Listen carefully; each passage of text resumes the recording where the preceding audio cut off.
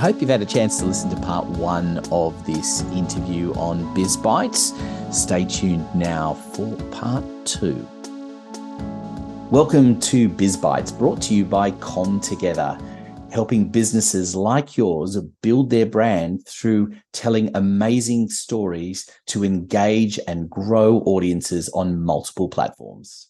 I wanted to talk to you as well about, for people who are listening into the podcast, you can't see that Divya's got a couple of books behind her that she's authored. And I know authoring books is something that's dear to your heart. So talk to me firstly about your two books, and then because I also want to ask you about helping others with books as well. Absolutely. So I personally have written quite a few books, around 10 to 12 books, and writing has been very dear to my heart since I was a child. And it's a funny story. I used to write short stories, poems, and whenever somebody came to our house, usually parents are pushing their kids. You know what? Why don't you sing a song? Why don't you recite a poem? Why don't you show your artwork? And people, bless their heart, they would barely step in the house. They wouldn't even sit down when we had company. And I'd bring, hey, I've written this short story. And my parents would say, let them take a breath. And of course, this was a running joke till I got older. And so stories are very close to my heart. And even though I've been in the world of science and my world has traversed through different landscapes, I'm like river, taking on the landscape where you're at. And one of my favorite quotes is, be like water, where you are just there and you can adapt to different things. That doesn't mean that water loses its power or its authenticity. It's part of it.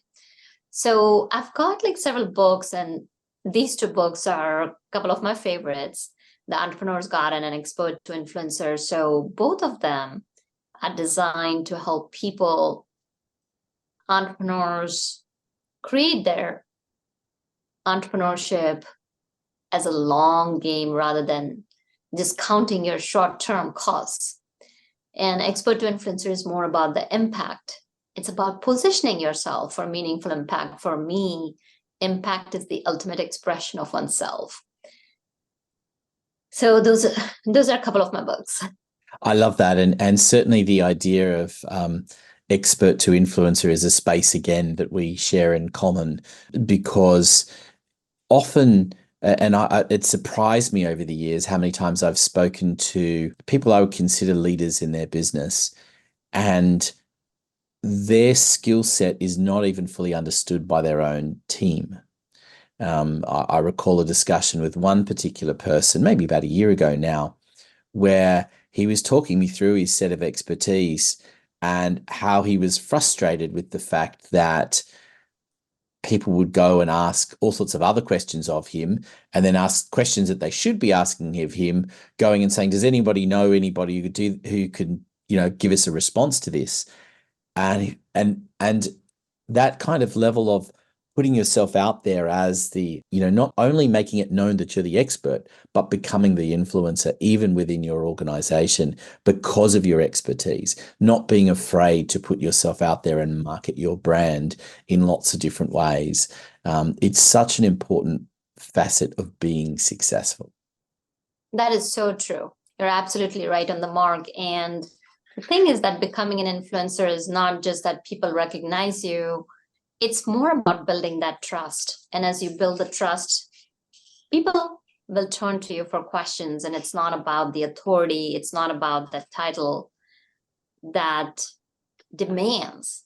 It's more of a subtle influence that's built on trust. Yeah, and trust is such a big thing. And it's hard to earn trust in this day and age. And you have to use whatever opportunities you have to build that trust with people, because unfortunately, there's so much scamming and bad things that are going on everywhere that there is an unease about people whether they trust someone or not. And it is the way people engage and how they show up and taking the time to listen to who it is that you're talking to as well, I think is interesting. The amount of times when I've had, and anyone who's in business has had this a million times over. You decide to have a conversation with someone, whether you know it's a sales conversation or not, and all of a sudden the PowerPoint slide comes out and they're giving you the same story that they've given 1,000 times before and they'll give 1,000 times over again. And you're thinking, you're not even paying any attention to who I am and what I'm about. I had one recently that did that. And I even implored him during the conversation, don't bring out the presentation because I know what that part is about. I want to talk to you about other things. He still brought the presentation out. I think I got one follow-up email that was a very gentle, do you want to continue the conversation? But he was just in that sales mindset. And it was just, okay, click over to the next one. And I was just like, you don't realize that you didn't have to do much to completely change that dynamic. And I think that's being lost in this sort of very salesy culture that we have that's going on. And the real cut through is as you're talking about, is becoming an influencer. You definitely hit the nail on the head that we do have a very salesy culture. And the way I see it is that when you're sharing your story, and if you share it just from heart, it speaks about where you've been and what you've achieved. And that's one of the best sales tool that you can have, because all you're doing is you're sharing and serving others, keeping good intentions at heart where people are being great. So like just recently I had an experience. So for example, whenever we are helping people write their books, we make sure that we are going to the nth degree to make sure that our clients are supported. And I was talking with one of the new vendors that we were talking, and there was such big talk. And when we look at the contract, it was very when my lawyer took a look at it, it said that yes, in one one paragraph, it is like, oh, we deliver things on time and we are devoted and we are committed to it. And in the next paragraph, it was, we will need at least 3 attempts by you to contact us before we will deliver if we are delayed. And then even after that, you have to allow us 15 days of grace time. And I'm like, I'm so glad that I have my lawyer. Otherwise, it's all this wonderful talk. And then when you go and look at it, there's no delivery. Yeah, that's a sad reality. And I think we could all tell lots of stories of similar experiences, which makes it that much easier to stand out if you do the right thing. And I think that's the important point is doing that right. I wanted to also ask you touched on a little bit there, because you've not only authored your own books, you've helped other people write their books as well. So talk me through that process and the kinds of books that you've been working on. Yeah, absolutely. So the whole idea is that the first key thing is to know if we are the right fit or not. If our team is going to be able to help the author, because it's a piece of them. It's almost like, think about you have a newborn baby and you're finding the right partners, like where you can leave your child for the day and make sure that when you come back, your child is not only safe, it's your child is also growing. Your child is happy, your child is learning. So similarly, when authors come to us, it's their piece of heart. And recently, met 2 wonderful ladies. I've already spent 8 to 10 hours and there's no promise or not even a contract drawn or anything, but it's about getting to know them. What is their vision? How are they going to be impacting the reader? What is the story? Is it trauma? Is it just writing a business book? Is it writing their memoir? Is it writing a children's book? So understanding, first of all, what the author wants, then understanding what the reader will get out of it, because that's really important. When somebody's reading your book, they're giving you their time. And when somebody gives you the gift of their time, it's important to recognize that. And also to know that people are distracted. Human beings have attention span less than that of a goldfish. Oh, So yes. we are worse than that of a goldfish. So we have to make sure it's engaging, it's compelling. And if it's the right fit, we move forward and then we create a charter that how the whole project will look. Make sure that we are all on the same page with same expectations, so there are no surprises.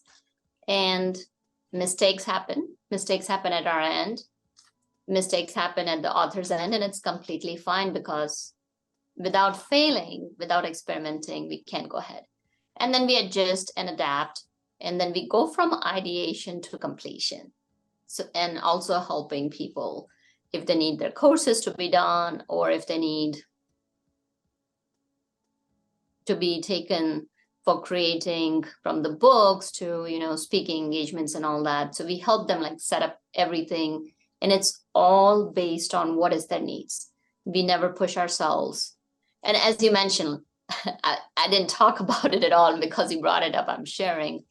It's all about what are the needs, and we do not push our whole programs down anybody's throat. It's all about what do they need, where are they, and what's the best way we can support them in their success. It's the more modern twist of how things, of where things are going, I should say, is probably the best way of describing it. It's really interesting to me that, and perhaps it was still the case when we first started talking some time back, that this whole idea of pushing various products and packages, predetermined packages. You can buy X package and it includes A, B, C, D, E, and this is what you get.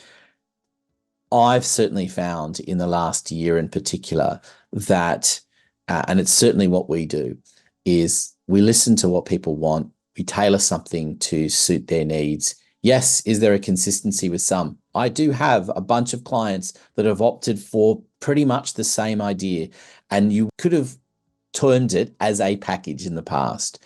But honestly, it just happened to be that that's what suited their particular needs. And if they'd have wanted some slight variations, it wouldn't have been a problem without having to predetermine and putting people into little boxes. I always hated being put into a box in the past. And I don't think many people really like that either. And particularly, as going back to what we were talking about before, if you want to be an expert and an influencer, then you don't want to be in a box. You want to be out of the box in that regard. I wanted to change tact a little bit for a moment, because you touched on a little bit about writing stories from when you were really young. So tell me what inspired that. What made you get into that whole storytelling idea when you were young, and how much of an influence was your parents on that? So I'll share that my grandma, my dad, and my mom, they used to tell a lot of stories. And the years gap between my older sibling and myself is quite a bit. So it was almost being like an only child. And so you cannot have a playmate all the time. So yes, you have play dates and all that. But at the same token, so who is your best companion? Books. So I would just take a book, go up at my tree. I used to love climbing. My parents used to hate that. And I would just take a book, and it would be nice mystery books. I started reading, The Famous Five and Enid Blyton, and I forget all of those storybooks. Since I was very young, I was exposed to books, and I would go to the library and just pick. It was just a natural love. Not sure if there was a specific time or something that influenced. I guess it was because my imagination would run, and I would see some gremlins and some gnomes in the clouds, and just kind of think, oh, this could be the magical. This could be this. So I would take the book and the world that the books opened up, and then created my own world, so to speak. I love that, because creative writing is something that is I think is underdone as we're being educated. It was always one of the fun things that I love doing, and taking inspiration from different things to get you started. And I think that's the hard part too, is that taking inspiration as a starting point and then going somewhere different can sometimes be perceived as copying. But because people focus on the oh yes, I've seen this little bit before somewhere else. You've just copied that idea, and they get focused on that rather than the journey that you take them on. So, and I love that whole creative space, but I'm interested then how you go from the very creative to obviously when you're helping people write books, and it's not creative in the same way because you're trying to extract ideas, as you've done in your own book, that are about reality, not fantasy. So it's more about co-creation rather than pushing somebody into my thinking. It's again meeting them where they're at and understanding, listening to them. It goes back to the basics and essence of coaching, is that what is it that they want? What is it that they want to share? And then gently first brainstorming and getting everything out from the head to the paper, so to speak, or from the heart to the paper, and then helping them gently go through the journey and bringing in that this is good. Let's see what another unique angle can we take, because this angle has already been talked about so much. Because the idea is not just to help them write a book, but it's something that their business can stand on. Or whether if it's an executive, it helps them position themselves that this is my perspective, even though this has been talked about. So gently nudging them, and also sometimes telling them what they don't want to hear. No, that's perfectly right. And I love that, because really that's where that creative storytelling that you had comes into play here, isn't it? It is that idea of how do you make it different and own it yourself and carry something in a direction that hasn't been explored, or at least not based on the experiences that individual has had. And I love how that comes into play in the way that you go about what you do. And there's always, they have the full creative control. It's not my idea of how things should be. It's about how they want to do it. It's just helping them blossom. So I always look at, I've always sometimes just kind of seen my roses, and, there would be tight buds, and I would go back. And again, especially in the morning, if sometimes there might be a little bit of dew on these beautiful buds, and then how they're unfolding.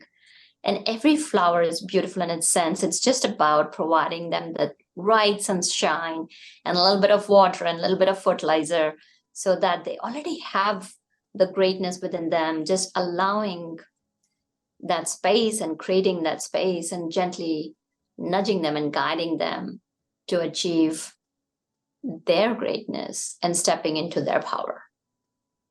And I think that brings to the important point is why people write a book.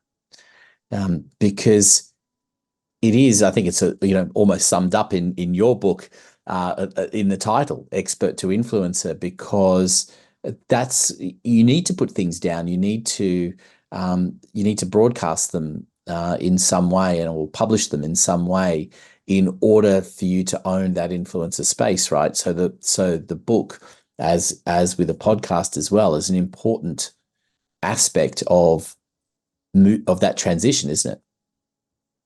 It is absolutely right. And it's an expensive business card. Writing a book is not cheap. And I always say that it's an expensive business card on steroids. And here's the thing, there's so many different mediums. You can have any medium that you like. Book is something that is almost like, especially if you are writing a good quality book, you have to draw a line in the sand. You have to own your perspective and stand behind it. Because once it's published, you don't know who's bought the book. Any other media, you can delete it, pull it back, and take down the podcast. Book is something like once it's out there, it's published, you don't know on whose computer it is, who has downloaded it, or who has bought it. So you know that the longevity of the book is tremendous. That's one thing. And then the second thing is, because you're taking so many ideas that you may have, or you may have years worth of experience, and now you're distilling it down to those nuggets of wisdom. So it also speaks to your wisdom and to your expertise, that how you can extract it so that your reader can benefit, giving them just the right amount and just giving them knowledge, whether it's a how-to book or even if it's a story, in the right order, in the right sequence, at the right time, having that flow so that the reader keeps on turning the page. And they're like, oh, you know what? This chapter was so long. This chapter was about this. And then somebody just started talking, and like one paragraph is leading. There's no flow. There is no structure. So a lot goes into a good book. And that's why, like, when you write a book and if it is good, and if I may share, I am very honored to say that, like, my book Expert to Influencer has been a bestseller for 4 years. And you will not go and find all 5-star reviews. No. And I don't believe in that, because it's important, you hear from people what they don't like about it. You can please all. And that's one of the other things about writing a book. It tells that you're writing despite having that fear. It does take courage to write a book, because people will leave review. You can control that. It's okay.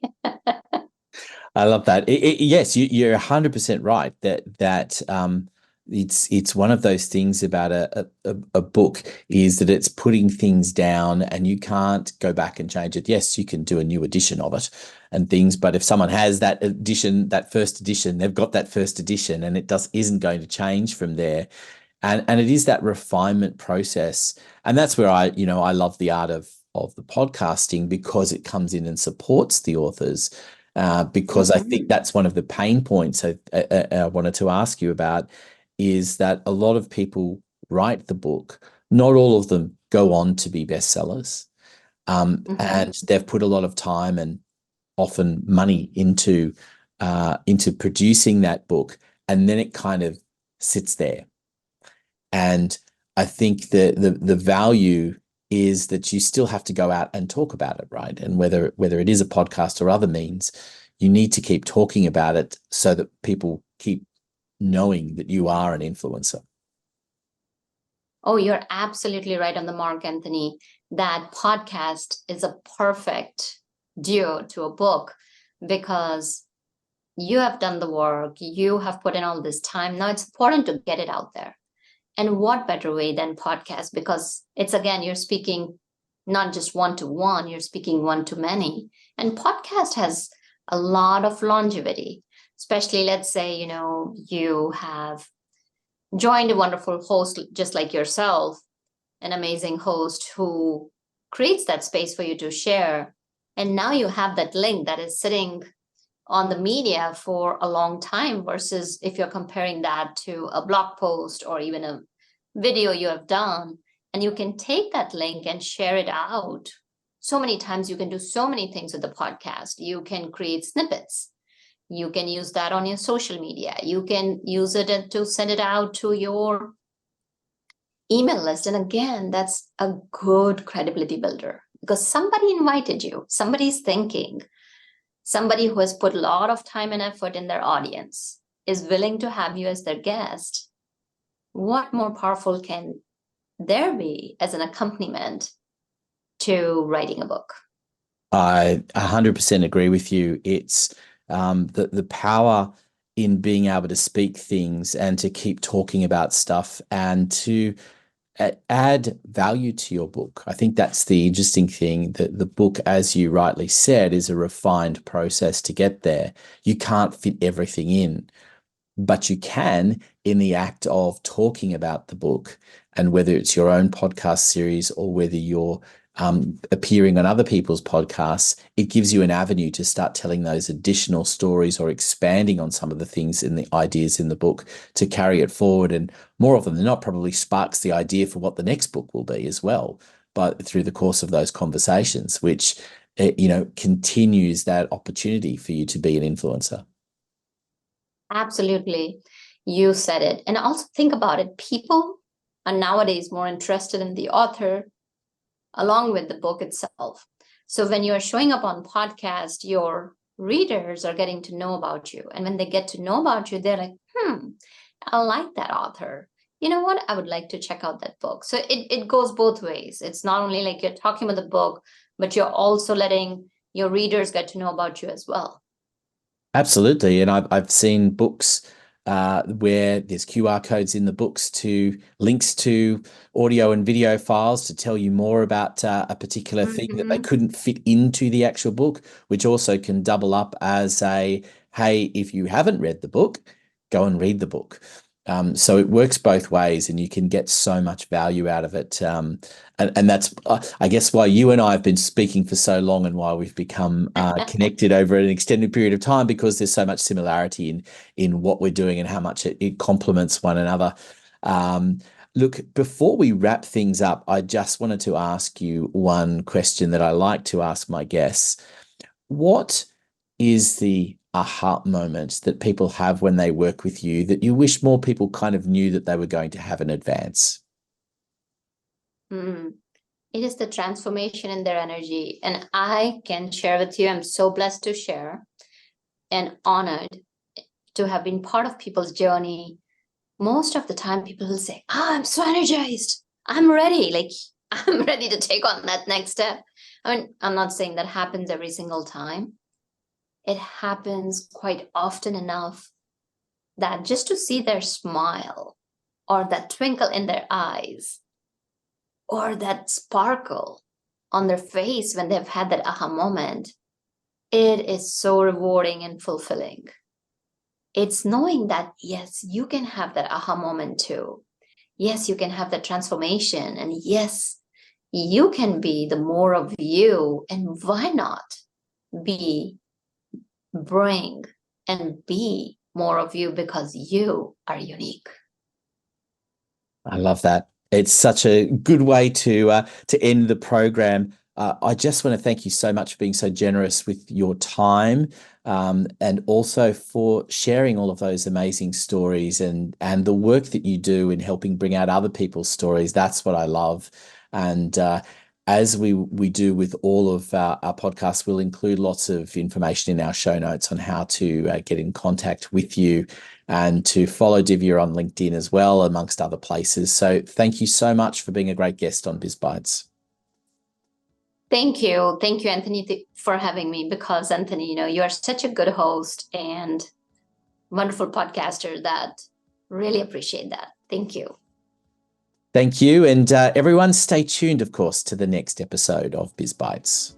Biz Bites is brought to you by Com Together for all your marketing needs, so you can build your brand, engage audiences on multiple platforms. Go to comtogether.com.au, follow the links to book an appointment for a free consultation.